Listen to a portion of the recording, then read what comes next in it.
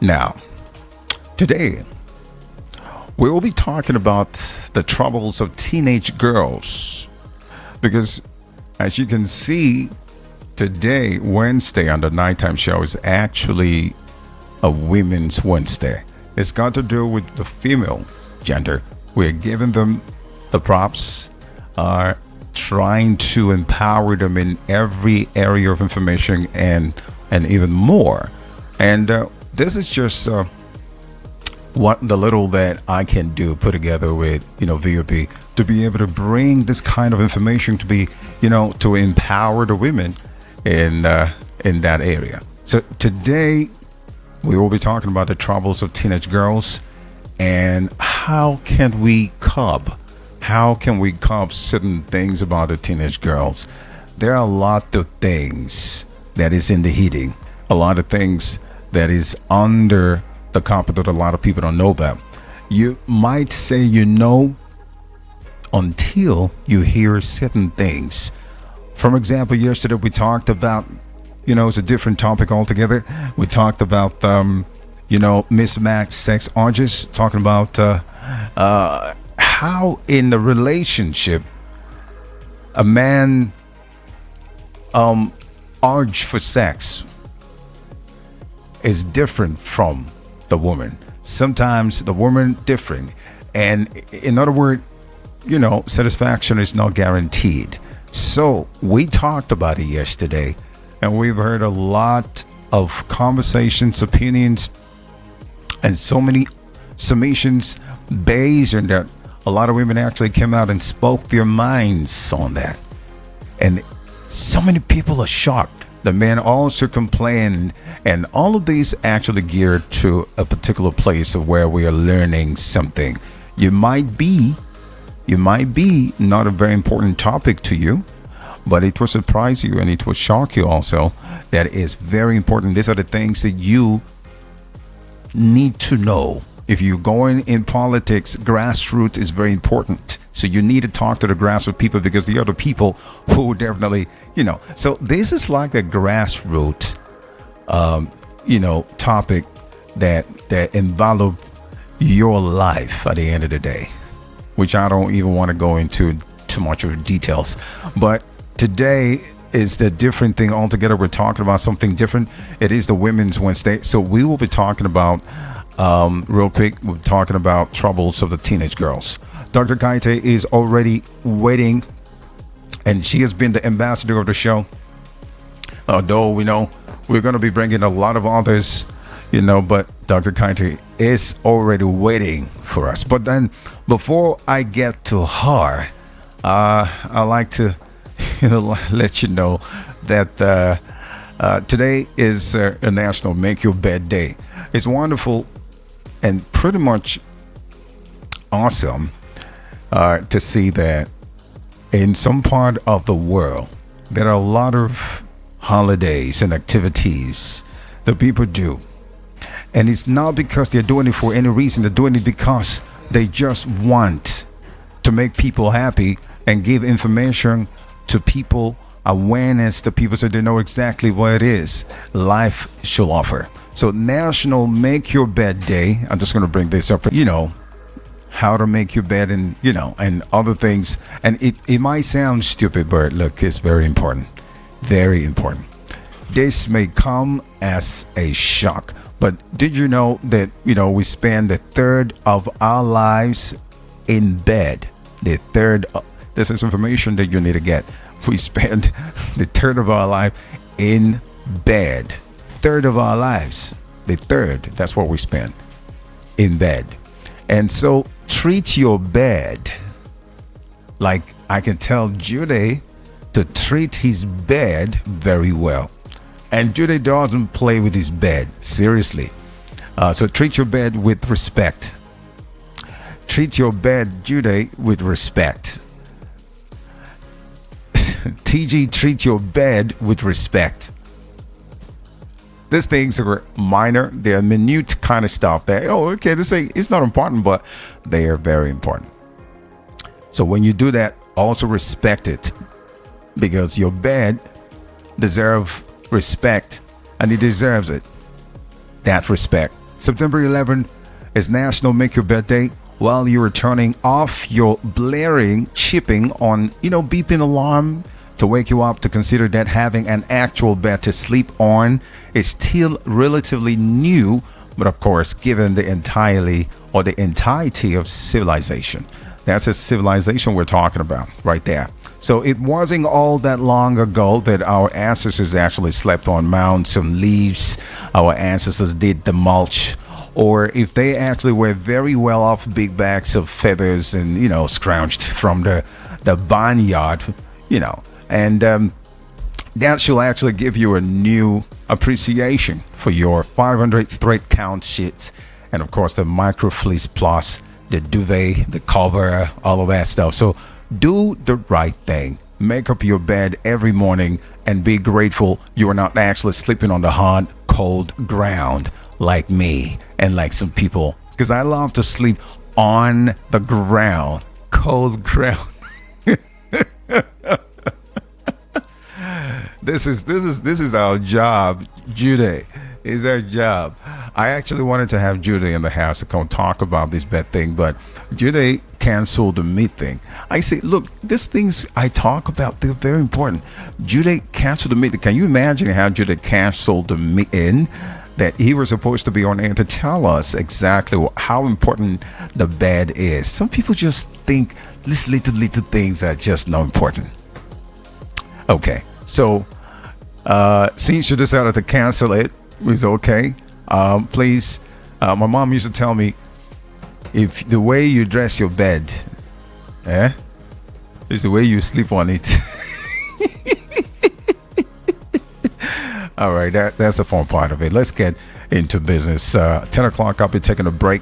We're going to be paying some bills at 10 o'clock. But right now, we just want to start right away and engage our doctor. If you're ready, let's go.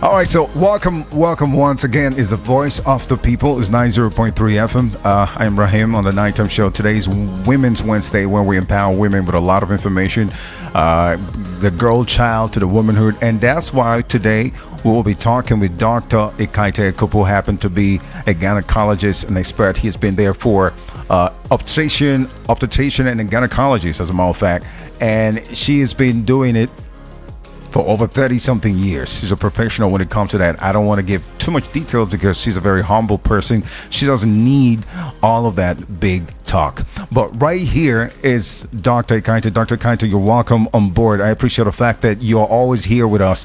Thank you so much for your time. Can you hear me? Much, Ryan. Thank you. It's good to be here. Okay. Thank you.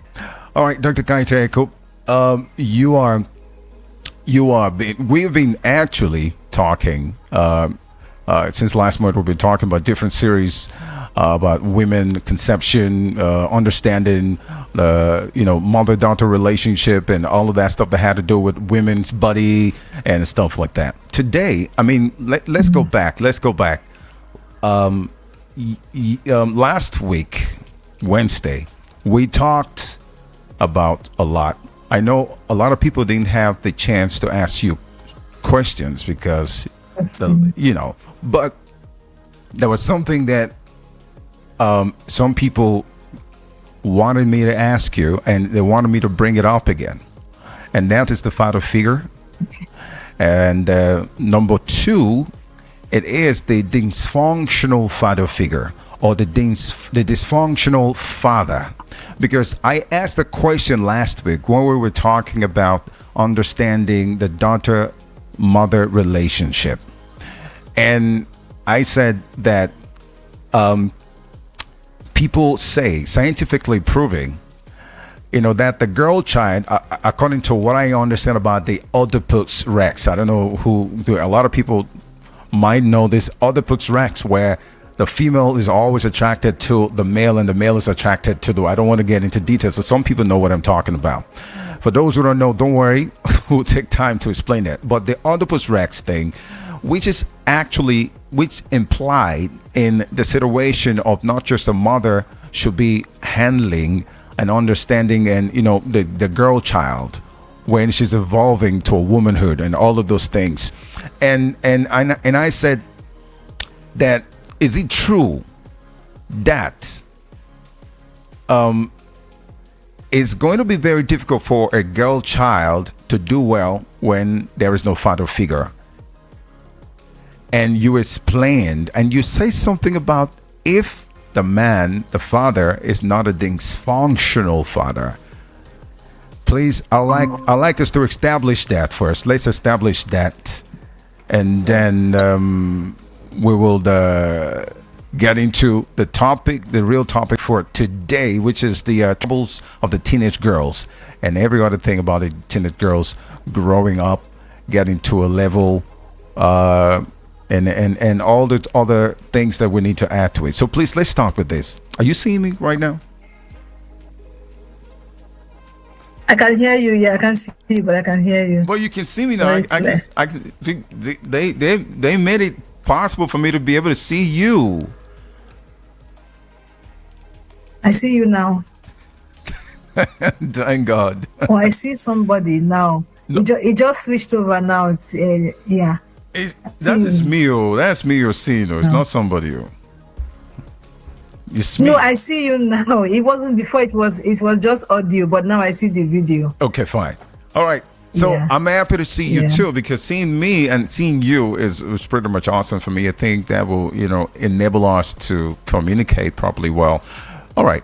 So Yeah. that's the question. When you talk about dysfunctional father, let's establish that first, and then we get to other questions. Okay. Thank you very much, Ryan, for the question. And let me just take a few steps back. Dysfunctional is the father. The mother could also be dysfunctional. So where I was trying to approach the question was, you said, is it true that a girl that grows up in the house without a father cannot develop properly, cannot be fully integrated, cannot develop well and all that? And I said, oh yeah, if the father is not dysfunctional, she deserves that. But maybe it was too heavy on the one side. We do have dysfunctional mothers as well. We have dysfunctional parents. We have dysfunctional families. So every child will thrive in a healthy home. And every child will also be disadvantaged in a dysfunctional home, whether it's the father who is dysfunctional or it's the mom who is dysfunctional. It doesn't matter who is dysfunctional. But you talk about the girl child needs both her parents. She needs a father figure in the house. She needs a mother figure in the house. That is the ideal. I'm also aware that in many homes, this ideal is not possible. One parent might be late. It could be a single father raising his children. Maybe there is no mother in the house. It could be a single mom raising her kids. There's no dad in the house for whatever reason. And I don't want to make it look like if a child grows up in a house with a single parent, somehow she's light years behind the child that grew up in the house with both parents. Then it's not her fault. So yes, if you both parents need to be to have influence on the child, male or female, for that to grow up and become weight. Doctor, I think we had a little glitch there, because I really couldn't hear the rest of the stuff that you said. It was your voice was truncating at the point. Okay. So I don't know. I just wish that the network will be stable. Okay. So I mean, I even went ahead to talk about. I went ahead to talk about that. I have a daughter who is always. You remember when I said that I had a daughter, and the reason why I'm saying this is that when a dog or a father figure, there are certain things that they don't do. There are things that because they feel that which word will I use now? They feel that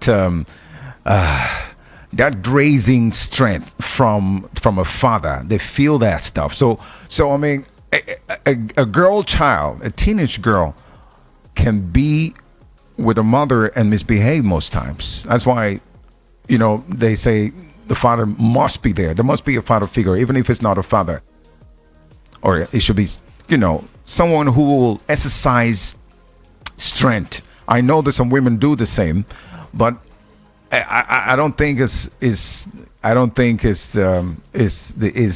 same strength that a man apply, because as I said before, when my daughter is with me, she doesn't misbehave.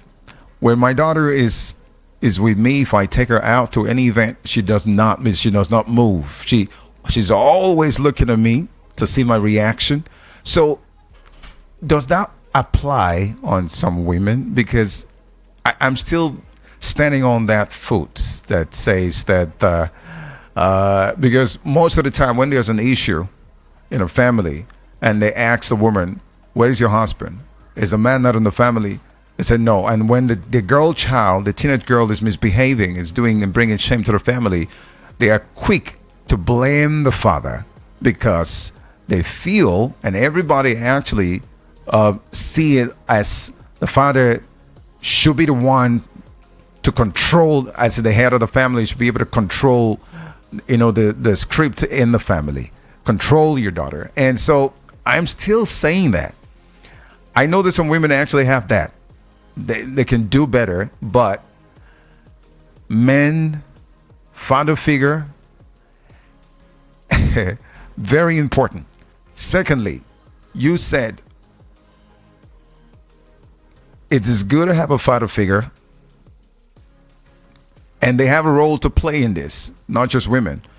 But if only they are not dysfunctional, what do you really mean about that?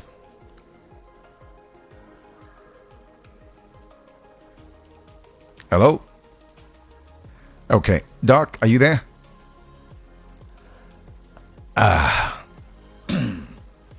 right. I think we are. Okay. Okay. Can you still hear me? I can hear you. Go ahead, Doc. Okay. If I gave the impression that the only person who can be dysfunctional is the father, that was a mistaken impression. You could have a dysfunctional father, you could have a dysfunctional mother. The thing is, when I was talking last week, I was trying to see how to repair or to expose the dynamics between a mother and a daughter. I wasn't downplaying the father. I know. Each parent has a different role to play in a child's life. Each parent has a different role to play in a child's life. I hear what you share about you and your daughter. It's different in different families. Many girls will tell you they can get away with anything with their dad. Really? I know one person, yeah. Very close. Okay. Father. They can tell them anything, but the mess and she's everything. So in every home, it is different. Some girls will tell you, when I'm with my dad, I'm freer. My mom is very strict. My mom doesn't tolerate any nonsense. Some girls will tell you, when I'm with my mom, I'm freer. My dad doesn't even allow me to shift. So you can't make a general statement. In each home, it is different. But what each person brings to the child's life is also different. The child needs both. What the mother can give, the father can never give. What the father can provide, the mother cannot be. So, like we said, sometimes the actual father and mother may not be present, but you may have a father figure, or you may have a mother figure where the actual mother is absent. But what each person brings, you can't be comparing. It's like apples and ube. It's 2 days that you say, oh, when the father is home, the girl is very, he brings about a strength and a control. Sometimes who does that for the girl is the mother. So it depends on the home. It depends on the dynamics in the home. It depends on the relationships in the home. It depends on the child. It depends on the parents. But both influences are important, are very much needed. Okay. I was actually thinking when you say dysfunctional father, I was thinking that you will really go extensively to to expatiate more in that, because there's something I was expecting you to say, but since you're not going there, I was just going to ask you one question. Okay, all right. Let me. All right, okay. Let me establish. Let me go in a little bit in that. Okay. Okay. Go ahead. When I say a dysfunctional parent, I mean a parent who whether it's a father or a mom, a parent who does not understand what her role is with the mother, with the child. Mm-hmm. So let us say we're talking about this Okay. functional father. Stories of fathers who are absent. You have stories of fathers who are they're not modeling the masculine very well for the child. Unfortunately, also you have fathers also who abuse their children, whose children are abused by the father. Okay, so in those cases, that's the point. That's the point I want to hear. In the majority of cases, okay, all right, okay. That's the point I want to hear. The ones who abuse their daughters. This thing, but it seems if abusive to the children, the mother could be absent from the children's life, the mother could be too busy to care for the child. You could have either of them being dysfunctional. But yes, we do have an increasing number of cases of fathers or father figures who actually abuse the daughters, and it's sad and tragic. Yeah. What do you think is the problem? Is the curse of such thing? Is it a psychopathic problem, or is it a psychological problem, or is there a spiritual kind of connotative problem? What do you think is wrong when you have some dysfunctional fathers or father figures that abuse their daughters? It to be hard to pinpoint one factor as a cause, and I think all the factors you named there could be contributive, whether dysfunctional mental state, whether it is spiritual, psychological, I don't know. But a lot of research has been done to see why does this happen, and there's no conclusive conclusion yet. There's no conclusive evidence to say this is the one thing you can hold on to and say this is why this happens.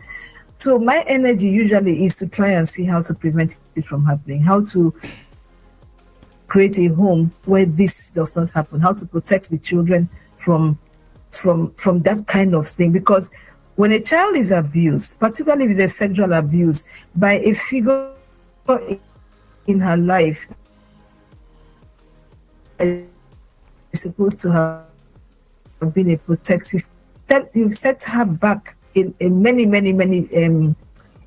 steps by doing that for her, and she's all the time in her life trying to from that abuse, that what would I call it? Okay.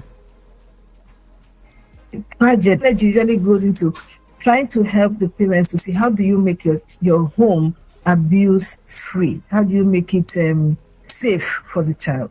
Because a lot of abuses that actually happen in the home, in the under the eyes, as we say, before the eyes of the parents, okay, but not to their knowledge. Some relative, somebody who is living in the house is abusing the boy too. So usually I try to talk to parents to see how can you recognize this. We'll be right back. We want to take a little market and then pay some bills. We'll be right back. Afterwards, we will continue. And everybody out there, we have started as Voice of the People 90.3.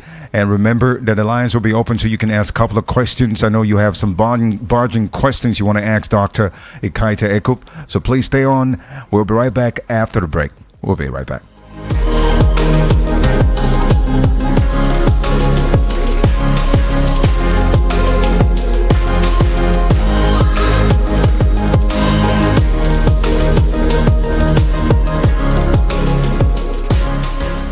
Asaba Nigeria comes alive as the city will host the best of African artists at the International Choral and Traditional Music Fiesta under the leadership of the festival's spiritual father and chief host, Archbishop Dr. Daniel Oko, General Superintendent of Christ Holy Church International and President of Christian Association of Nigeria.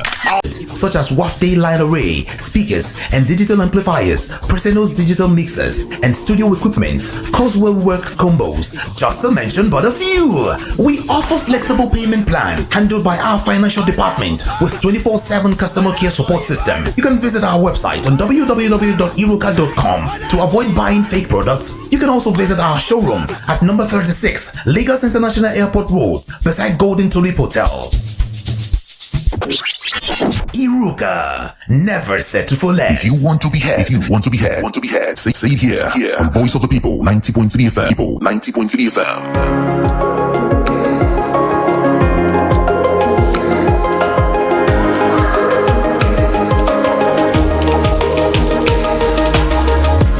Now you're welcome back. I told you we're going to take a little break and we'll pay some bills and we'll be right back. And we're here. Welcome back. It's the Voice of the People. It's 90.3 FM. Ryan is my name, and I'm taking this. I'm taking this pain to be here to do this and to do it a standard way. And the little pains I'm using to do this, I appreciate that. Okay. And also, I would also appreciate Dr. Ekaite, obstetrician and gynecologist who is sound in this, in the industry for over 30-something years. She is really great in this, and then she have the mantra to be a blessing to the girl child and also to all women out there. This is her job. It's not about just treatments.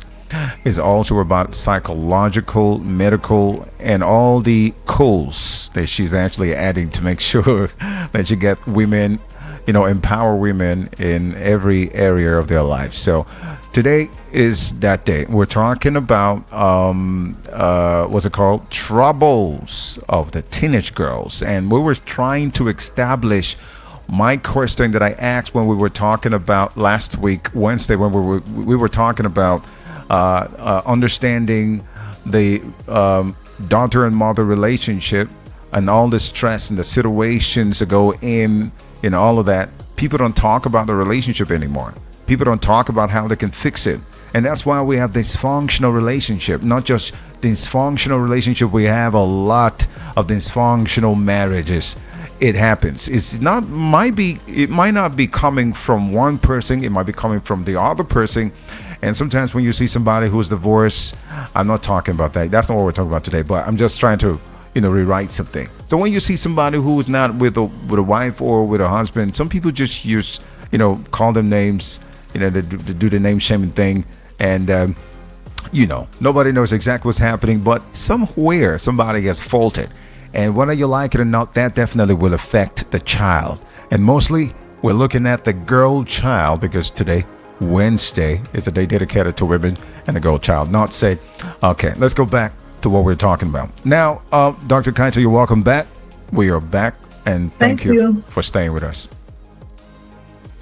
Thank you. To answer is okay.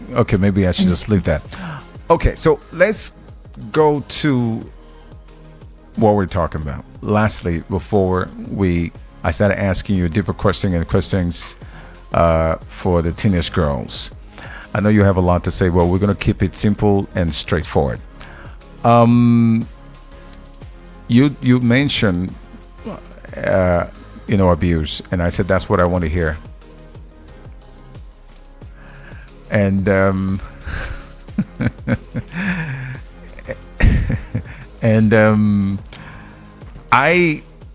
I was saying that I want to hear that because I actually want us to talk about that, and you talked a little about it. There's been no reasons why people do what they do, but I have been a counselor in a particular organization for some time, long time ago, And I used to hear a lot of stories, and people used to bring some stuff to me. And I know that sometimes parents or father figure who are mostly the men, let's dwell with the men now, when they do substance abuse, okay, they can abuse your kids, including your wives, okay. So that has been established that some of them that do drugs can also abuse. Those ones that abuse the drugs can also abuse their children and their girl child. And as we all know in the world, yes, as you've said it too before now, that a girl child is very, very is open to dangers. I mean, the world is not really good for a girl child. You said that, and I understand that. I know why, because it will be difficult. Yes, although it happens to the boy child, but it will be difficult for, difficult for a grown-up teenage girl that is growing up to get abused like that, in the sense of in the context of rape. Then her counterpart, that's the boy child. So I've established one thing: drugs, men or father figures who are actually into drug abuse can do that. And some, I also heard for some how will I put this now? I'm trying to look for the best way to put it. Some spiritual reasons they do that. Yesterday I was talking, and a friend of mine from the North London, his name is King Remy, called and said about sex is a scientific thing. It doesn't have anything to do spiritually, but I believe him for that. But I asked him a question: why do people have issues when you sleep with the wrong person who have certain things, maybe black magic or some spiritual darkness or something like that? They get affected, and he says that is a mystery. So second thing I want to establish, I know because I was a counselor before now, so I know that some people, sex is connected somehow to spiritual stuff. And so you hear a father figure rape the daughter, which we've talked about this before, last year, even the beginning of this year, on this radio station, on my show. And it is led to, it's because of they wanted to establish some spiritual things for themselves. I'll leave it there. Third, we also know that some dysfunctional parents have mental issues, like bipolar. Bipolar might not be strictly mental. You're going to tell me about that. Bipolar might not be a strictly mental deranged, but it's an kind of mental health problems. So some of these fathers that have bipolar, for example, some certain kind of anger and rage, sudden anger and rage, can actually put all those things on their child and abuse them, because we have different kind of abuse, which you made mention. So my question is, how do we strengthen this particular girl child? How do we stop this kind of stuff? What will be the move would take to be able to curb this kind of situation? Do you have any advice whatsoever?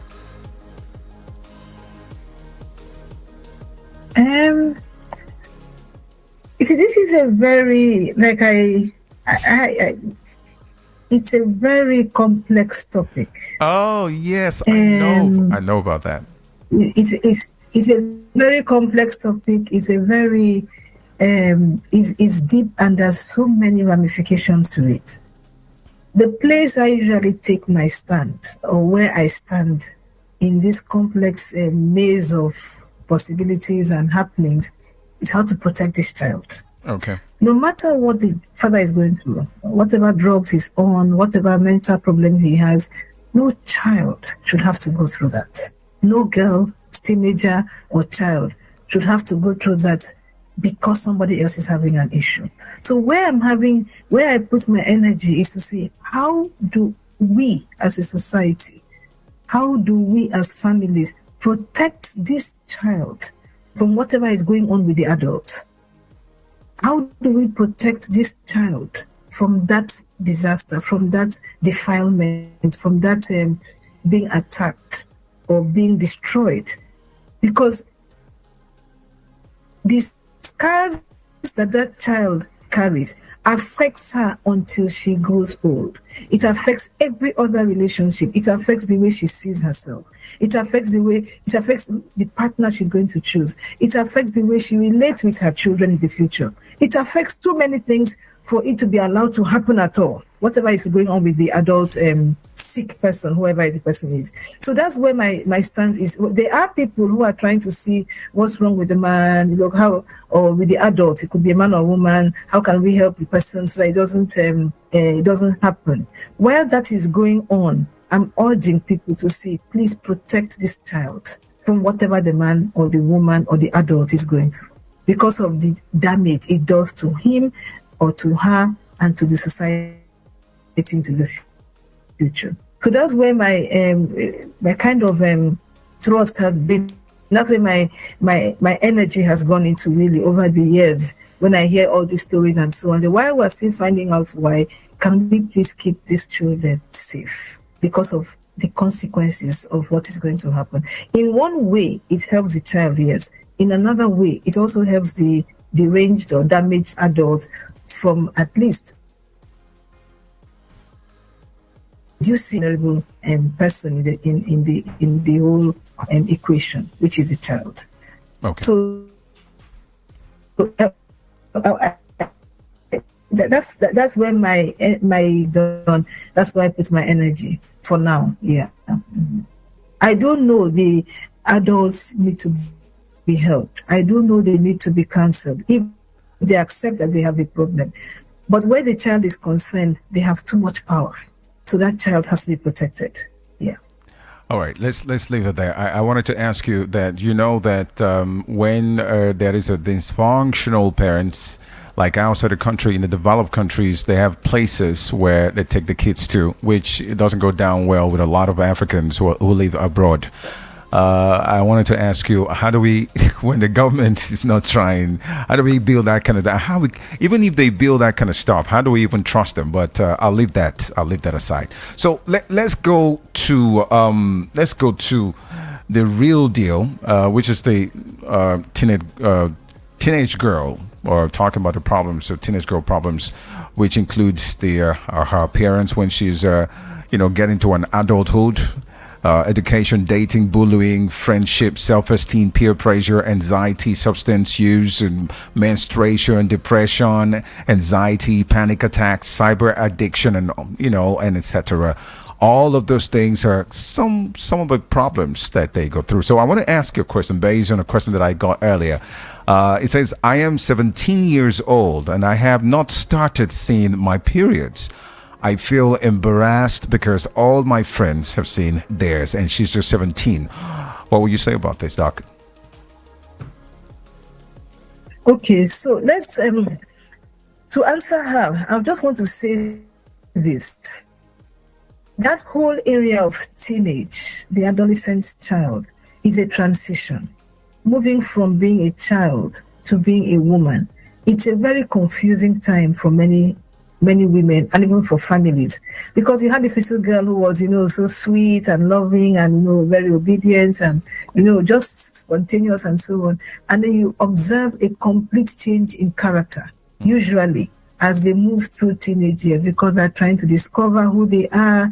They're trying to cope with the emotional, the hormonal, the physical changes, and which they have no control over. They're developing physically. They're also having all these questions, their emotions. They don't understand what is going on any longer because the hormones do affect the emotions and vice versa. They're having all these feelings, They're seeing things differently. Their interests are changing. The things that they used to love doing before, they no longer have any interest in doing them.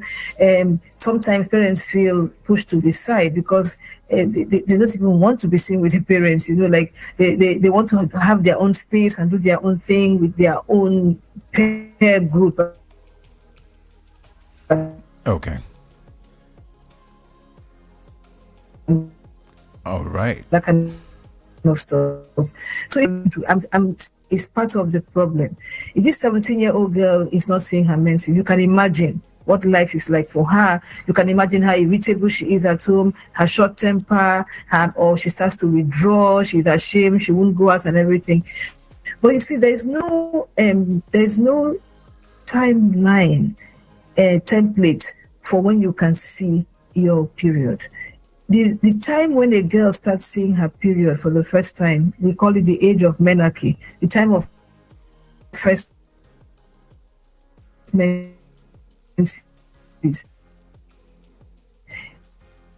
It depends on a lot of factors. It depends on her genes. To talk to her mom, to size, and so on. Your grandmom, if she's still on chicks. It could also depend on diet. It can depend on how healthy the child is. It would depend also on other, we call them comorbidities, other existing illnesses, some that might delay the onset of first menses. I remember seeing a girl once, the mother brought her at 19, and she was, she's not seeing menses, she's not seeing menses. In the course of taking the history, I realized that this girl was the mother, her not seeing menses is not your real problem. If she can control her diabetes, she'll be fine. And the mom was like, I'm not interested in diabetes. I just want her to see her menses. She's 19. And I couldn't get her to understand that if she controls the diabetes well, it will help her to start seeing her menses. She was bent on only that. So other illnesses a child may be struggling with might affect when she sees her menses for the first time. But it be her environment, where she is at the time.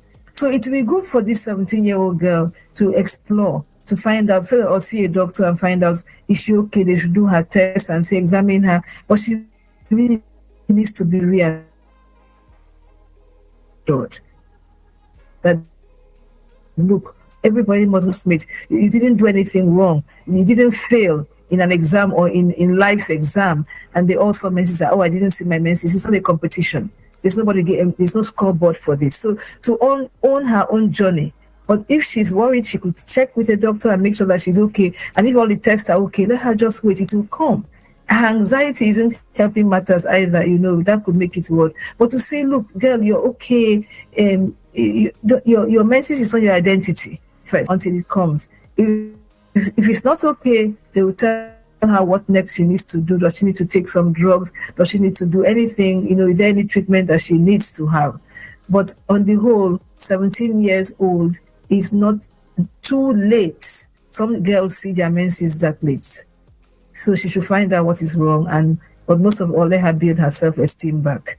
She can check it to see, is she for instance, as she started developing her breast, is she having her pubic hair, her axillary hair, the hair in the armpits? In other ways, is she okay? You could do a scan to check, how are her ovaries, how is her uterus. But that's the purview now of the medical personnel who will be seeing her. But on the whole, I would reassure her first and say, look, girl, calm down. This is not your identity. You're still a beautiful woman. You're a good girl. You're good to go. So don't let this make you lose your self-esteem or lose your spontaneity or your friends just because, I haven't seen my menses yet. So that would be my response to her. All right. So a secondary school teacher said that she's actually very worried because the last session she had, 2 of her students got pregnant. Okay. And one of them was only 14 years old. And she said, no matter how much you talk to these girls, they do not listen. They don't listen. What can we as teachers do? She's asking on behalf of all the teachers out there, possibly doing counselorship or maybe teaching in a secondary school. This is crazy, but I don't know if you have any advice or any comment for this. What is your overview? What's your advice? Okay. I want to commend that teacher for being worried enough to want to do something about it. I want to affirm that interest and that concern that she has for the teacher, for the students that she's with. Okay. This will be the story of many secondary schools, where you find, suddenly a girl is pregnant and you start wondering what's going on. What I want to encourage her, since she's the one asking as a teacher,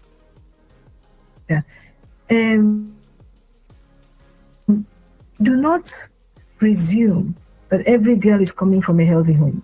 It's a mom at home who is telling her things. Since life has the girls in your care to understand how their bodies function, teach them about their bodies. Teach them about what it means to be a woman. Talk to them, not threaten, not warn, not ridicule them, not make fun, but create safe spaces where they can ask questions, where you can mentor them, you can companion them, you can guide them about things. Because most girls, pregnancy is a shock to them. They never connected their lifestyle with pregnancy, because somebody was telling them, oh, don't worry, nothing is going to happen, and they had no place to go back and ask. Somebody told me I could have sex and nothing would happen. Is it true? So what I would ask the teachers to do is create spaces, intentionally create spaces in your school for all your students. If it's a mixed school for both the boys and the girls, but at some stage you may have to separate them, and because the message for each is different. Let your ladies, because of the African culture, because people are slow to talk about certain things, intentionally create spaces where you can introduce this topic and start sharing with them. Get them to share with you. Be their confidant, so that long before it gets to the point of pregnancy, you have been able to win themselves into their hearts and they can tell you things. So you may not win all, but you will reduce the rate of what happens in the school in terms of, like you said, unwanted pregnancy, but even worse things, like people who go and young girls who try to do abortion and die in the process, or the ones who get infections and don't even know what to do with it, or even recognize that they have an infection that may affect them into their adulthood. So my encouragement for the teacher is, thank you very much for bringing this up to your girls in the school. The mothers might not know enough to do a good job, or they might be doing their best, but somehow among their peer groups in school, it might be another way you could enter into the conversation, or to start the conversation. Start from safe things. Okay. As a teacher, you can't afford for them not to know. So that's all I would ask her to do, to step and do more than just warn them, and don't presume they're stubborn. Sometimes they've been sworn to secrecy. Somebody has stepped in earlier than you did. If they heard it from you first, they won't be able to be deceived. So that's what I will be encouraging. And watch your space in the school and see, particularly the teacher-student relationship. Watch it and help your girls to be able to protect themselves, to recognize danger, to recognize abuse when it happens. Help them to speak out. Do not encourage silence or she never complains. No, don't encourage that. Help them to be able to complain about things, to speak out when people approach them in school and say things they shouldn't be saying, whether it's their classmates or their teachers. So teach them to be aware, to be assertive, to be protective of themselves, to have a good self-esteem, to be confident in who they are. A lot of things will diminish if they can learn that. So that's my response to the teacher. Okay. One more question. Then I'm going to open the phone lines, and we're going to take a couple of calls from people. But I still have one here. There is a message I got from a text I got from a young girl who says her parents are so strict, very strict, and she usually walk home from school with her classmates. And most times her classmates are boys. Some of them. I mean, if there are 10 of them, 7 of them, most of them would be boys. And one of her neighbors reported her to her parents and her dad. You see where the father figure comes in. Her dad bit the darkness out of her, and she's actually very very angry and feeling I don't know what kind of how I can put this. She's actually feeling very worried about it. She's angered, and she said the father actually beat her up in front of all of their co-tenants, and she says she feels like running away. Some of these things, how do we curb this kind of stuff? She feel like running away, and this is the reason. That first. I also want to say to her, how close are you to your parents? Can you talk to them? Do your parents know your friends? Are they interested in your life? Can you bring your friends home? Do they know your classmates? Do you come home tell stories? Now, what just happened to that girl is a big risk. Like she's already telling you, I feel like running away from home. Now, what might stop her from running? Maybe she has no money to run away. But the danger is you've put her in a vulnerable position where if anybody offers her something that looks better than what is at home, she might go. But the other risk, which is the more common risk, is that the life she will start living at home will be very different from the one she's living outside. She can never be truly herself anymore with her parents because she doesn't know. She knows now that certain things are not accepted at home. When you have that level of strictness, that level of hardness in the house, you tend to produce children who have found a way to survive. Either they become so subdued and so fearful, they never live their full lives, or they learn to play a game where they show you one part of themselves and keep such dark, terrible secrets from you. Because they're not able to come and say to you, this is what is happening, or this is what I heard, or that kind of a thing. So being that strict with a child at that age and disgracing her in front of her co-tenants for walking home from school with her male classmates is an overreaction. I would say that. I understand the parents may be scared. Okay. I don't want any bad thing to happen to this girl. I understand that. But that fear is not being expressed in a healthy way at all. Sometimes a girl walking home from school with her male classmates is the biggest protection she might get. Nobody can approach her and talk to her because these guys are all over her and they'll follow her to her gate, make sure she gets home, and then they continue going where she's going. Why don't you find out from the girl first is it a healthy relationship?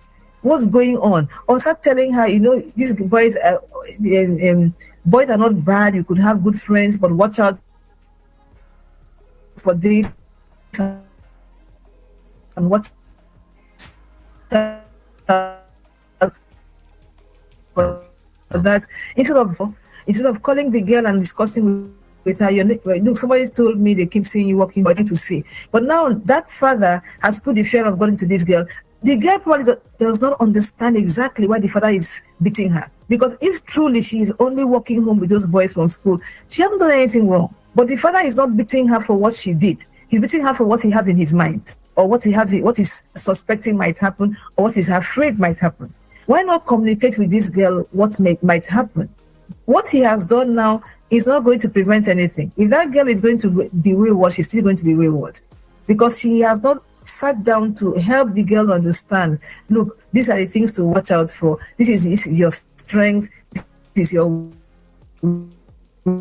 weakness. This is what happens in society. These are the stories I'm afraid of. If this happens to you, you might miss out. What do you want to be in life? How can we support you in becoming that thing? What are the things that might prevent you from becoming that? Those are the kind of conversations she could have had with both the dad and the mom. But now all that happened was that they beat her, and she's saying, all I did was walk home from school with my classmates. And she has no understanding now why that is a bad thing. So that's where I would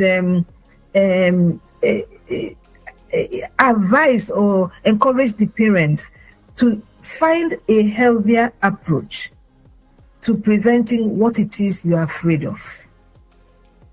You could have called her inside the room. What was the point of the whole neighborhood watching her disgrace? You know, these are things that happen in many families. If many girls tell you their stories, you know, it's very sad what happens. You know, the beating, the flogging, the scars, the embargoes, and so on.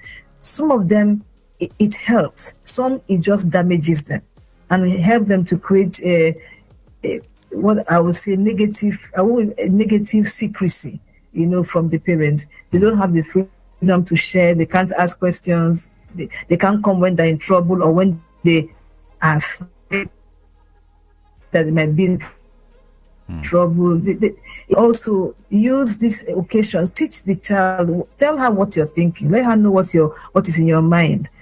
Create an avenue for a relationship, not for fear. No, only fear. You know, fear is good, but not in healthy doses, not overwhelming fear.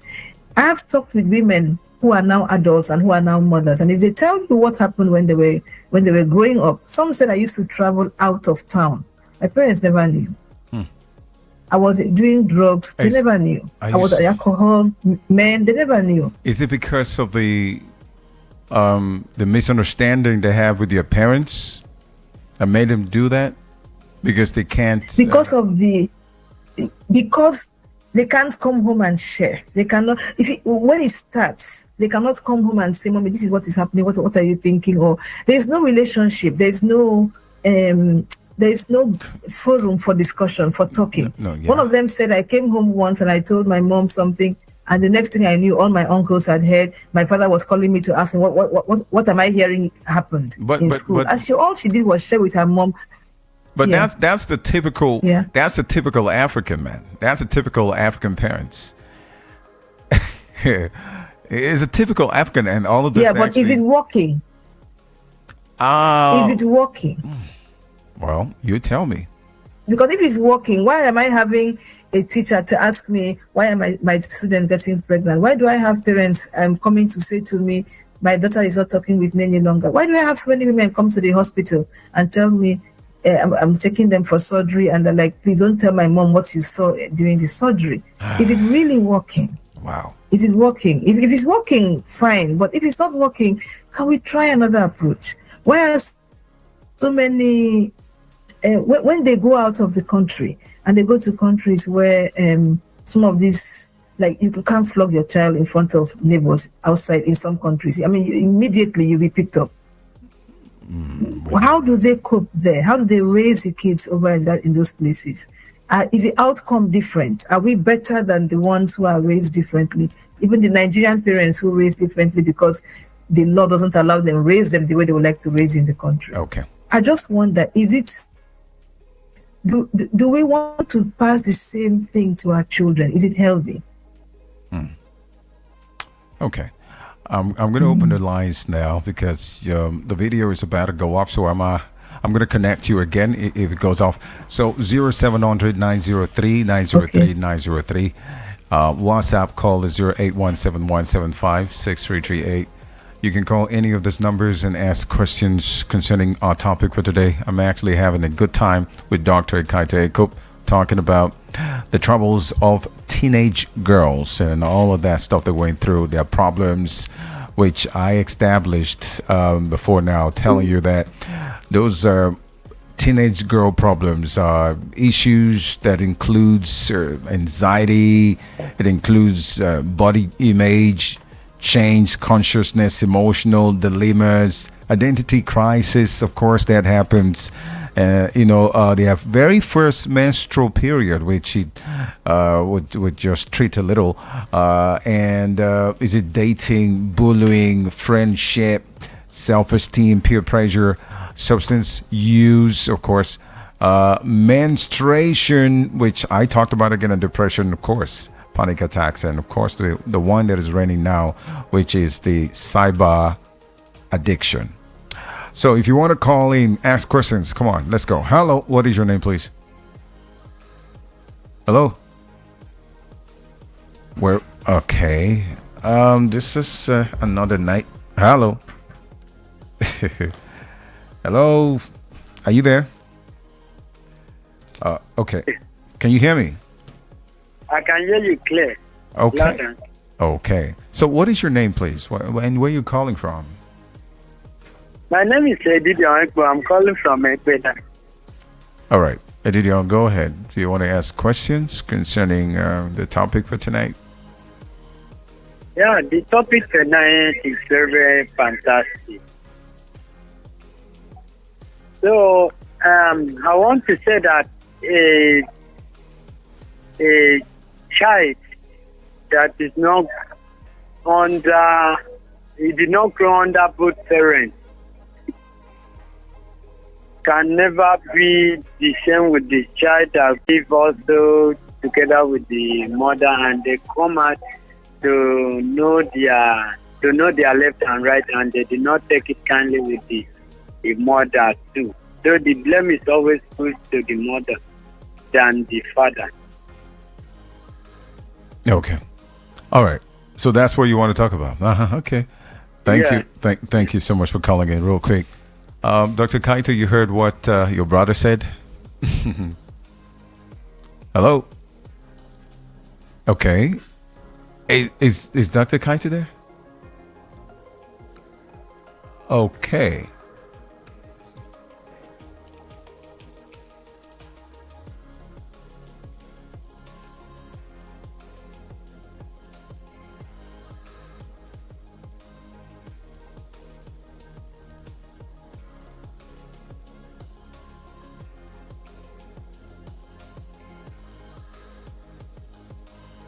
Okay, we're trying to be able to get Dr. Kaito to answer some of those questions. Okay, but if you I don't know, I am. Let me not. I need our I need our subject for tonight, which is Dr. Kaito, to be the one to answer the questions. Okay, and she has the ability, and it's her duty. I mean, she is called to be able to, counsel women, counsel girl child. She's doing it. She's already on it, and she's got a long CV for this. And but she's a very humble woman, and as a sister in a Catholic church. Okay, so we want to get her back, and when we get her back, she will be able to answer your calls. Answer your questions.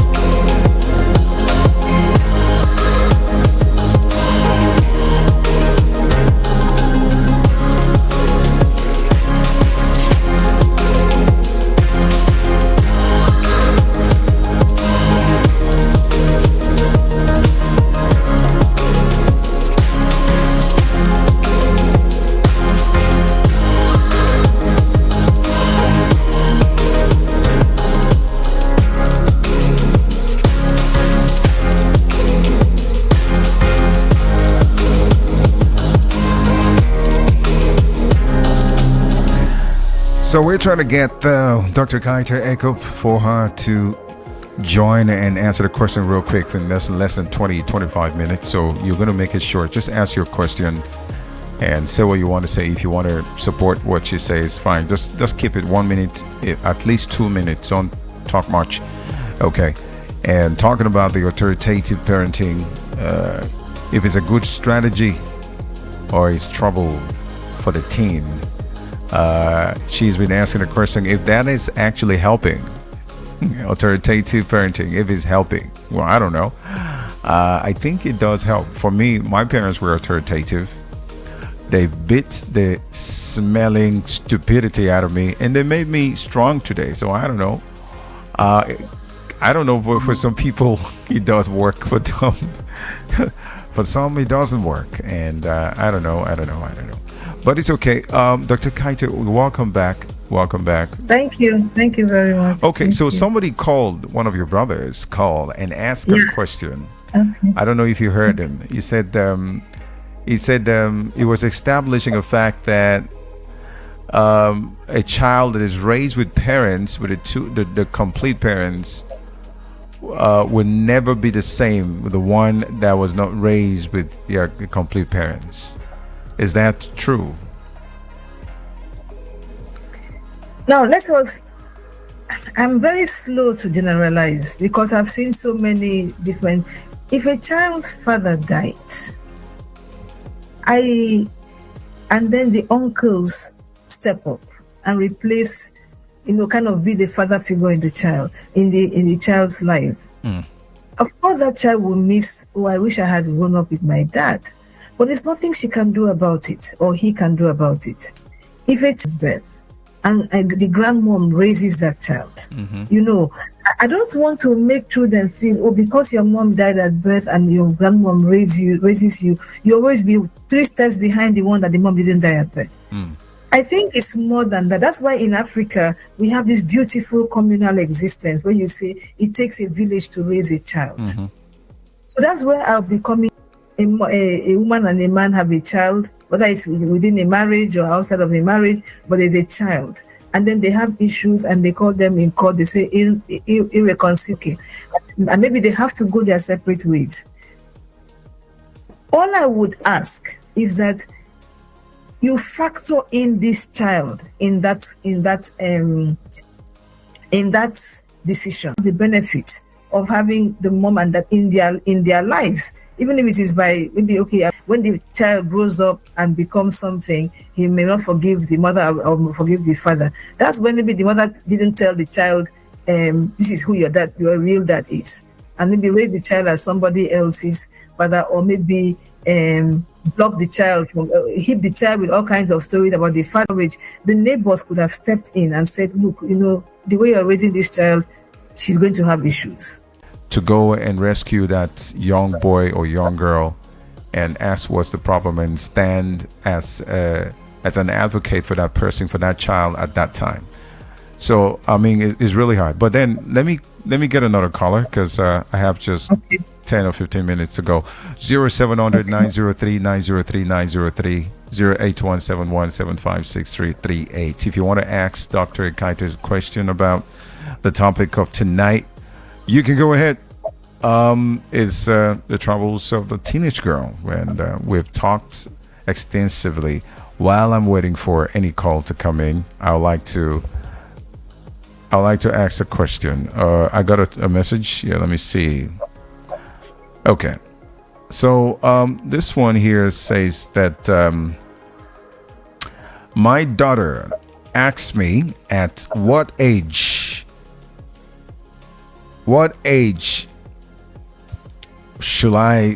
that she will start having a boyfriend. And the mother actually was shocked about this, and so she's complaining about it. And she says our daughter is only 12 years old, and she says she's very angry with her, and now she has become so distant from her, and she doesn't know what to do. What do you think she should do about this situation? Well, first of all, let me acknowledge her self-awareness. At least she's aware that the daughter pulled back because of her reaction. That means she's noticing things, because there's a mother that would never connect the daughter's withdrawal to what they did, or they would guilt trip the daughter for reacting to what they did. You see, yes, the girl out of curiosity came and asked a question. Now, I want to say this. I understand the mom's fear. A lot of mothers raise their daughters. They are afraid until the day the girl gets married, and then they're like, thank God. And now they want to create a relationship of friendship, and it's too late because it wasn't there before. I understand the fear. If we can just manage that fear, because it is this fear that is pushing these girls out from our orbits, pushing them out to wander the world without our wisdom and our guidance as older women. If we can manage that fear, when she asked that question, I know you're like, this, in your eyes, she's still a child. She's only 12. And I agree, she's still a child. Okay. Like, why is she asking grown-up questions? And what has happened? And your mind goes into 1,001 things that could have happened that have made her ask the question, has she begun doing things? You have gone crazy in your imagination with that question. Could you just pack that and engage this girl? And ask her, like, if I call her back and say to her, you asked me a question 2 days ago or 2 months ago or 2 years ago, whenever it was, and I know I shouted, I reacted and everything, like I've thought about it again and I want us to talk about it. Sorry, I reacted.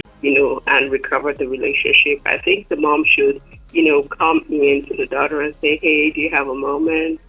Okay, when they sit down, she asks her daughter, what do you even think a boyfriend is? Let's start from that. Is it just a friend that is a boy? Because in the country you have, reading buddies, and it can be a boy. So what exactly is a boyfriend? You get talking. Also, I think parents should stop showing their emotions on their faces. They should stop showing shock, and surprise, those kind of things, because that's the deterrent. When a child is asking that kind of question, a 12-year-old is a pre-teenager, and it's kind of like in the onset of adolescence. So a lot, as Dr. Kaidi has mentioned, there are a lot of hormones, running riot in their bodies. And that is a very good child that is asking the mom a question. So that question is a door opener. So I think the mom should go, first of all, apologize to the daughter, for, reacting the way she did, that she didn't expect that question, that she should now, explain to her what she understands about a boyfriend. Then they should go from there. Why does she think she needs a boyfriend? So that she can see the trajectory of that conversation. What if the daughter had asked her, Mom, when can I start having sex? What then would she have said?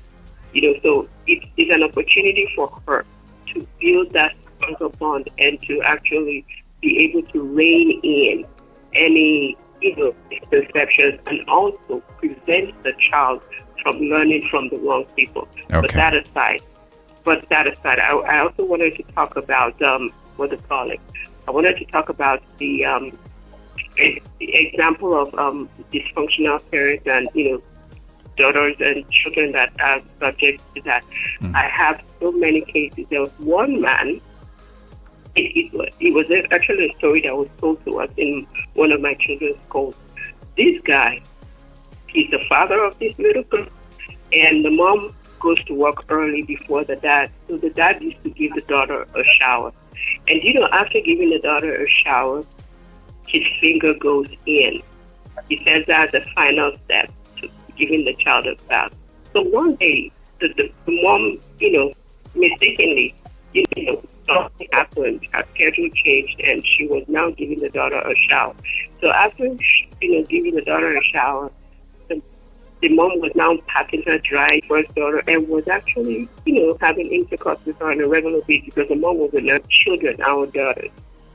Just like this 12-year-old that came to the mom, if we can encourage those kind of relationships, are the bold steps that we need our children to have. Another thing parents used to do was they say a noisy house is better than a silent one.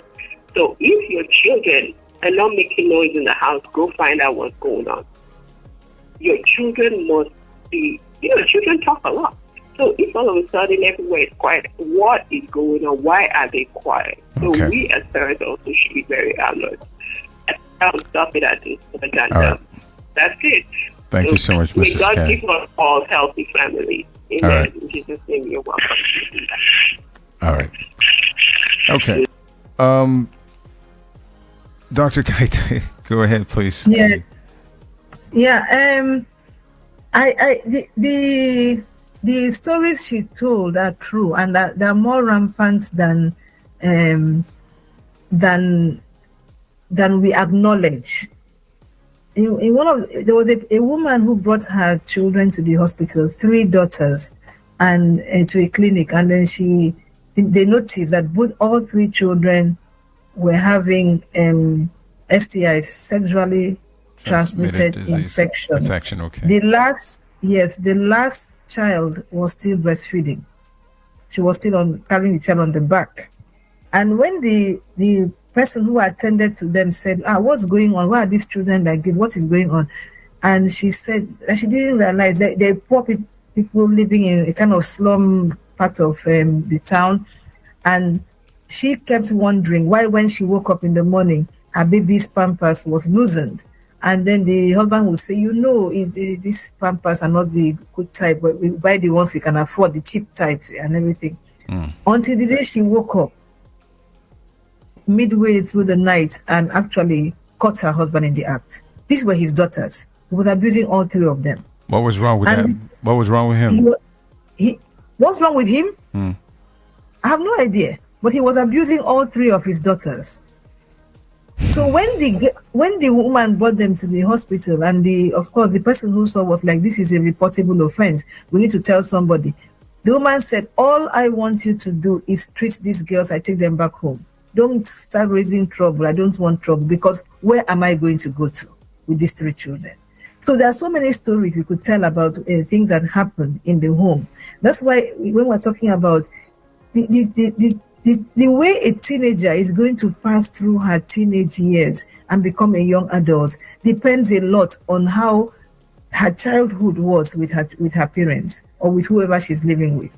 But I just want to put it across before we end that time is a time a child is curious. She's trying, as you said, she's trying to understand who she is emotionally, physically, spiritually. She's running into her own identity.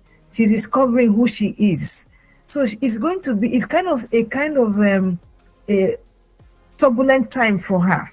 And the adults around the house sometimes may find that a bit difficult, especially if they haven't even understood their own selves too. So usually, it's a time to try to understand what is actually going on for this girl. What is going on for her? How can I help her? Like Mrs. Kenneth was saying, yes, there are lots of emotions involved. And sometimes we run away with those emotions. But don't forget the person you're trying to raise. Try and get to know who is she. If she's a quiet type, she's a quiet type. Don't compare her with her sister who is a talkative. If she's the type that likes to read a lot, don't compare her with the one who likes to talk a lot or who likes to walk a lot. If she's good, raise her. Find out what her questions are. All right. Introduce the issue of boyfriend and sex and menses before even she starts asking you about it. Okay. So she can feel safe coming to you with the questions. All right. There's another caller here. Hello. What's your name? Please go ahead. Hello. Good evening. Good evening to you, please. Hey. Your voice is very low. Can you speak up a little bit, please? Emeka. Yeah, I said my name is Emeka, speaking from Okota. Your voice is low. Okay, let's see if we can hear you. Emeka speaking from Okota. Dr. Ikaita, can you hear him? I can, yes. All right, go ahead, please. Okay, so you see, Dr. Kaita, this you're teaching this evening needs to be taught. People need to be hearing this always. Do you know that our society has failed? Do you know that the girl child is closer to her father than her mother? Yes. Abuse of the girl child, her father, abuse of the girl child by her father is because of the failure of our society. Dr. Kaita, years back, every father, every mother was your mother. Not what you see today that God is a Nigerian that compasses the fellow. If you do what is not okay, someone of Israel will discipline you as it was years back. But today, we discipline our younger ones. So many parents are not mature to be parents. Maturity to parents is not about age. It's about what is installed into you. You can be 100 years old, but you are not mature to be a parent. So that's why we need to carry your education. But change the strategy. Look at we that moral was impacted into. Look at how we are living today. What about our uncles of today that we are not impacting anything? Most of us are not impacting any single moral into them. How will they be here tomorrow? So Dr. Kaite, thanks for this teaching. Thank you so much. All right. Thank you very much. Thank you. I'll just, I agree with you. I hear his frustration and I agree with what she's saying. Sometimes the parents are not good role models for the children at all. Sometimes the child is growing up with very skewed values. You heard Kenneth talking about, you're the one bathing your own child and you're abusing the child, and you think this is normal. You have set that child up for life. She's never going to have ownership of her body. She's insane. never going to have that because, So what he's saying is true. How do we pass on the information? Many women or many parents today are so protective of their children, as you yourself just said, that even when somebody else is trying to say, look, we're noticing something, mind your business, is my child, until the disaster starts to happen. We're not imparting. We want to be friends with our children. Your daughter is not your friend. She's your daughter. She has enough friends. Your friendship is after she has become an adult, and you cannot. Friendship is a choice. It means we have equal say in this relationship. Friendship is something you have between two people, and you can choose to be a friend or not to choose to be a friend. Parenting is different. But you see, when you forget, if you don't parent well, you won't have a friend later. You parent this child. It's not about what she feels like. It's what she needs to hear. It's what she needs to know. And you use every opportunity to pass information. So as I said, it doesn't change. It always takes a village to raise a child. You will know the difference between a child that was raised by a village, in quotes, and the one that was raised by only one person's singular private wisdom. So let's open up. I'm not saying, I know that people are scared of negative influences outside, but sometimes we go to the other extreme and overprotect the child, even from what she needs to hear. So even when you come and say, like you said about your friend at the airport, no, people are watching your child make all kinds of behaviors and mistakes, and they can't help you because you're going to attack them. So we have to find a balance. We don't want negative influences. Yes, we don't want to protect this child, but we have to intentionally find the positive influences in our children's lives. You can't be everything to your child. You can't be everything. It wasn't meant to be that way. It was meant to be a communal responsibility. So let's intentionally choose the community that raises these children, whether it's in church, it's in school, or at home among the family. Okay. Before we close, I'd like to ask a question. This is me, my personal experience, and I have done round check and research, and personally, I've met a lot of women in my life, a lot, even more women, whether it's a girl child, because children love to get with me wherever I go. I have asked questions, and being that kind of person who like to just watch, look around, and observe, in 1 minute I will know what the environment is like, what a crazy parent is like, and what is going on in a particular family. Why is there any abuse? I'll tell you one thing. I talked about it the other time. I like to be in the dark to see what is in the light, where a lot of people don't understand. I wouldn't even want anybody to predict it. You see, children, most especially girls, they are very difficult to handle. From experience, yes, you would need a very strong and moral, mother or motherhood, or shall I say, parents, both sides, to be able to handle a girl child, and that actually caused them problem even as they have grown. Some of them, because of how they were raised by their mother, whether a single mom, whether by their parents, is also kind of like a dysfunctional parenthood. Now, I told you the other time that there was something I posted about a woman who figure out, a good woman as a matter of fact, who figures out that the daughter does not welcome the husband. That's her father. And she's just 3 years old. And anytime the man comes back from work, he doesn't pay mind to her. He always pay mind to the woman. There was worry, and the man told his wife, "Why is it like this? I don't like this. I need you to correct this because this girl child of ours is always with you." So she devised and planned a way to get the daughter to be, communicable with the father. And this is exactly what happened. Each time he comes back from work, the woman goes to the man, hug him, kissed him, say nice things to him. She's happy. And then she will be at the back, be watching and seeing what the mother is doing. Since it's very easy to learn, to pick things, you know what they say, that the parents are the first teacher. Before a child would definitely get to the classroom and start learning things, she or he might have actually learned a lot. That child might have learned a lot from how the parents behave, how the mother or the father behaves. Okay? And when this woman keep doing this, the child keep, when she run to the hospital, when he's back, the child will go just like that until in 1 week she picked up and she started doing that, started coming close to the father. And it tells us that children copy, or their mother does, and their father too, but their mother, because they are always around them. I mean, mothers are always there. Okay, that's why I'm pinpointing that. Now, fast forward, this attitude of seeing some nasty ways that their mother, I talked about some person I know, my former neighbor, I've been discussing things with some people. They copy those things and they grew up with those bad lifestyle, like smoking.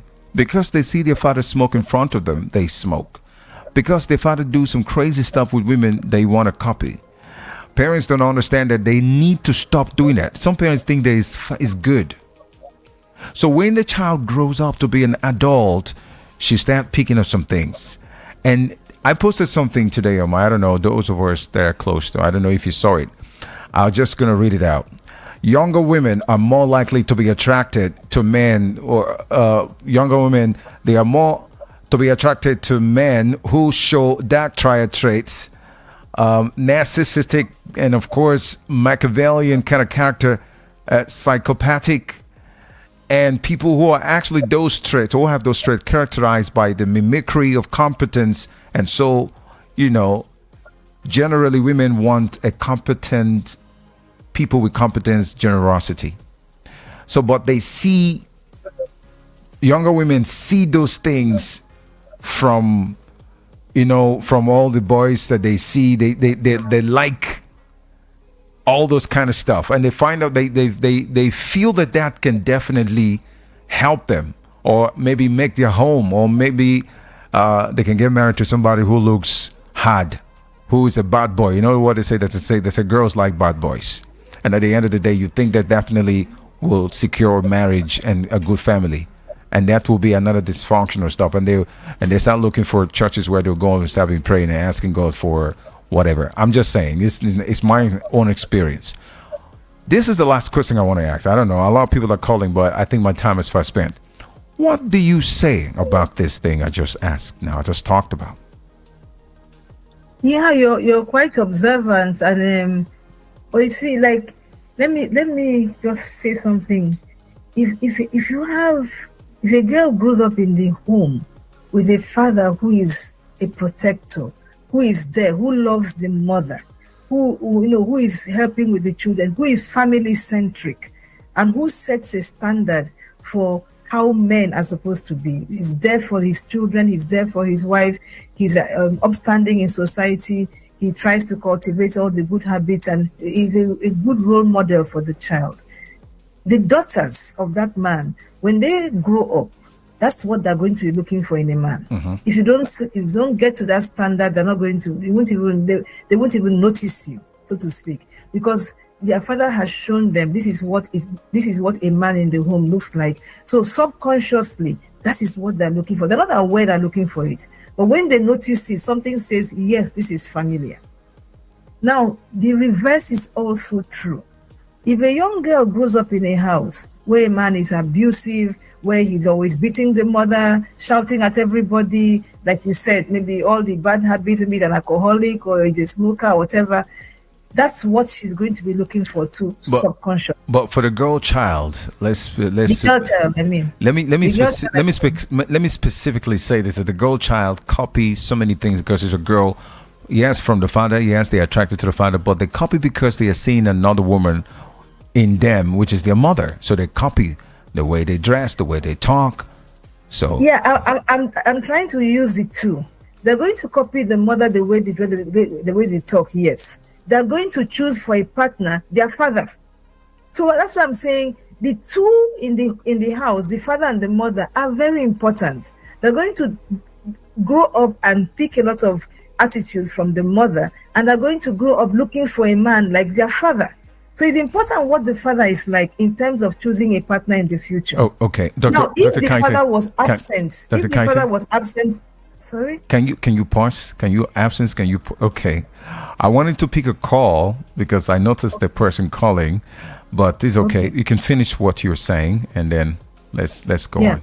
If a child grows up with an absent father, whether it's physically absent or emotionally absent, the girl child tends to spend her life looking for what she did not have.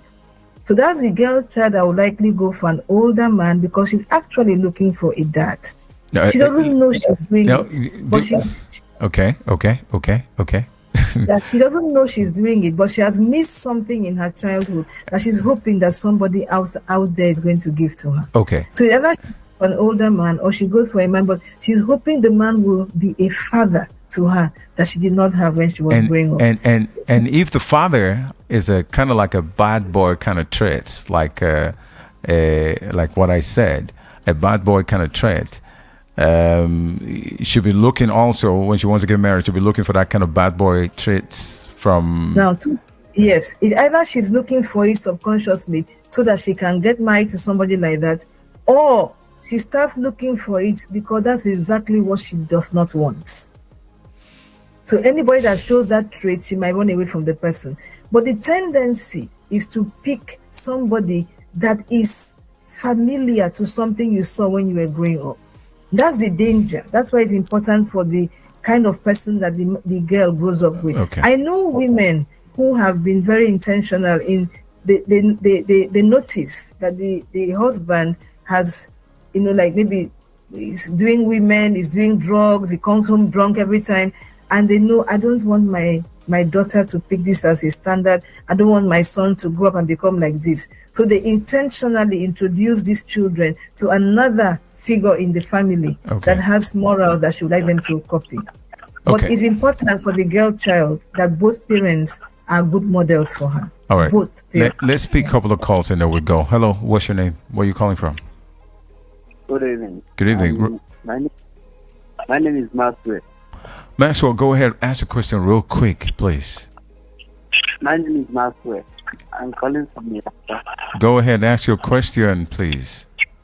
If you ask question, what of if Diana is with his parents and the parents is not bad like that and the father is not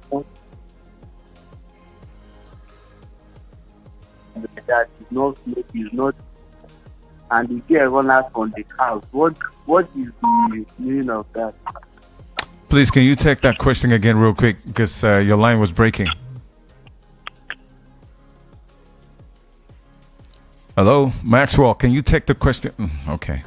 Did you, Dr. Kaite, are you there? Did you hear what he said?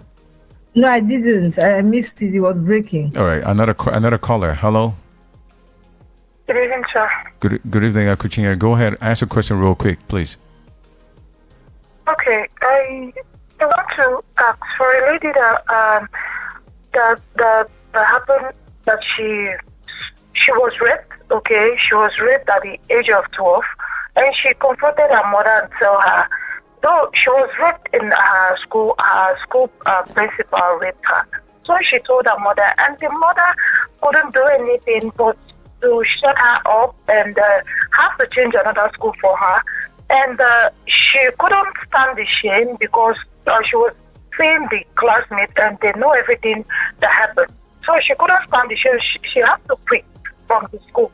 So since then till now, she had been living with that incident. And the mother did not even do anything, starting from the day the incident happened. So a young girl like that, what do you expect her to do? Do you think she can trust the mother again or to report anything to her mother? All right. That is my question. Thank you very much for that question. I'm glad she brought that up. Many girls have this experience where they were abused as children, or either by family members or in school, and the mothers did nothing to protect them, and they grew up like very angry with the mother. They grow up never trusting that woman again to protect them because they felt you should be the one to protect me. Now, so no, I don't expect that girl to ever trust the mother again because at the time of her greatest vulnerability, she didn't get the help she needed. Because what the girl would have wanted was some kind of protection, some kind of confrontation. Now, like I said when I shared earlier, this one that brought 3 children to the hospital and said, I don't want trouble, just treat them. And she's taking these kids back to the home of the same person that was abusing them. So this is a very, it's very, it's not the first time I'm hearing it. It's more common than I would like it to be, that many girls who are abused, and when the mothers find out that they're abused, it's like, shh, don't talk about it. Don't let anybody know. Some of the reasons I've been given is if people know this happened to you, it will lower your market price, and you will look bad. So don't let anybody know it happened to you. Number 2, I met a woman who said to me, sister, I couldn't handle it. When I was trying to say to her, why didn't you help your daughter when this happened to her 3 years ago? And she begins to cry.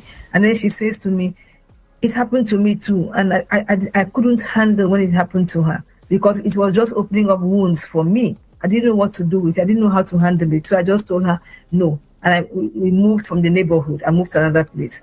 I said, but your girl doesn't know your story. All she knows is that when this thing happened, you didn't defend her. The sister, I couldn't because I have my issues to deal with. So it's very complicated in that kind of a sense that, but many girls, look, as a mother, your girl depends on you to protect her or to help her for things that have to do with her reproductive health. She needs you to step up when these things happen. She needs to know that with you around, that she can come and tell you this story. And if you can't do anything yourself, you get somebody who can do something about it. It gives her a sense of confidence. Like when she's just sharing now, how do you not, how does that girl come back? Her school principal raped her. The school students all know about it. Then she comes and tells you as a mom, and all you do is, if you're feeling too uncomfortable, we'll change your school. What you've said to that girl without saying anything is, what really happens to you is not very important. Endure it. Keep quiet about it. That girl is going to grow up and be the kind of person who doesn't complain. If she gets abused in the future, she's not talking about it because you taught her not to talk about it, to make it right. All right. So, yeah, that's a very poor approach to what happened to the girl. Yeah. Okay, I got another caller. This will be the last one. Hello, what's your name, please? Dr. Kaite, Meta back on the line. Dr. Kaite, what you said about that parenting, many of us are not mature to be parents. You can be 100 years old, but you are still not mature to be parents. They are not mature to be parents. That is just the bottom line. You see? I hear you, sir. But they are already parents. What do we do? There's no place to say if you're not qualified, you're not mature enough, you can't be a parent. They are already parents. These kids are already born. What do we do? How do we help them? It's the failure of the society. Already they are parents, but they are not mature to be parents. They are not. That is just the bottom line. They are not mature. All right, thank you, Emeka. Emeka, thank you. Thank you. All right. So what is the last word you have for us today before we leave, please? Thank you, Dr. Kaite. Well, what I wanted to say is, parents, hang in there. We know you need support to raise these children. We know that. Whenever you can get that support, try and get it. Raising a teenage girl or a teenage boy, but particularly the girl, because of the kind of society we are, is no joke. You need as much support as you can get. And if you find it difficult, please find someone to talk to. And I want to talk also to teenage, particularly teenage girls now. If you find it hard to talk to your parents about stuff going on in your life or questions, you're curious and everything. If your parents, you find it hard to talk to your parents because maybe you have a bad experience from before, or they're not listening, or they're too strict, or you heard what happened to somebody else who tried to ask and how they were beaten up or they were shot down or whatever, please find somebody else to talk to. All right. And that person cannot be the person who is toasting you. Find an auntie and find your grandmom, find a member of your church, somebody on your street, a teacher in your school. Find someone you can ask the questions to. Please don't make wrong choices that you have to live with for the rest of your life. Thank All you. right. Dr. Kaite, I want to thank you again for today. I know a lot of people have listened, and I know a lot of people are taking notes no matter what. You know, this side of the world, people pretend a lot. They just pretend and see if it doesn't mean anything, but they are copying, they are watching, they are listening. So I'm very fond of this, like very fond of always bringing something that can be a blessing to somebody out there, whether they call in or not. I don't even have the time to pick any other call. So I appreciate you for all that you have done. Thank you for being the ambassador of the Women's Wednesday, and we're going to do this again. I appreciate you, Dr. Kaite. Thank you so much for today. Thank you very much. Thank you. I appreciate it. Thank you very much. Have a good night. All right. Thank you so much.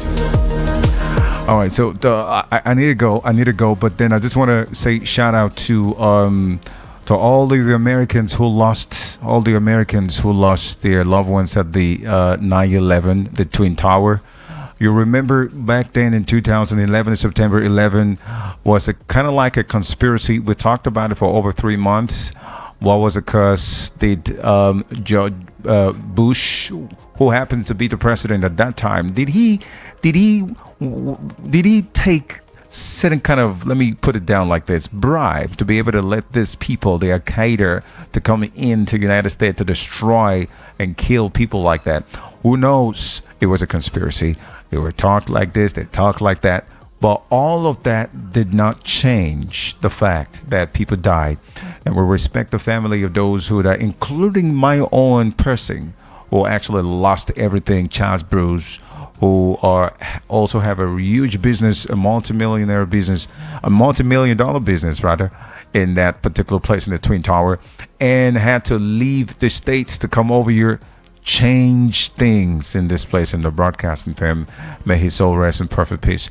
And also the other guy, which Dan Foster, may his soul also rest in perfect peace. Connecting Charles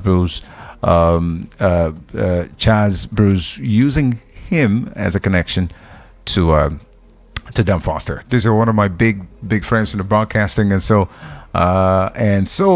do not forget, today's 9/11, and 2,000 years ago, 2000, in the year 2000 rather, it was a strange thing when that incident happened, but it's worth the visit. I visited, see it myself, and it's really good, and I'm actually looking at it right now.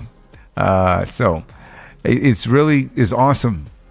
Okay, so whoever did this, whoever is the creator of this, did an amazing job, and it's simply outstanding, and of course perfect way to pay respect to the events of the 9/11. Okay, so shout out to everyone. So many of us Nigerians who had families who lost to the 9/11 and the Twin Tower, and that incident was crazy. Okay, may their soul still rest in peace and in power. All right, and on that note, I'll be leaving you with some good music afterwards, and till tomorrow. Training Thursday is tomorrow. My name is Rahim. You can call me Ryan. You can call me Rahim. I appreciate everybody who called in, and I appreciate you that's listening also. And I thank God that you have taken something home. God bless you, and be lifted.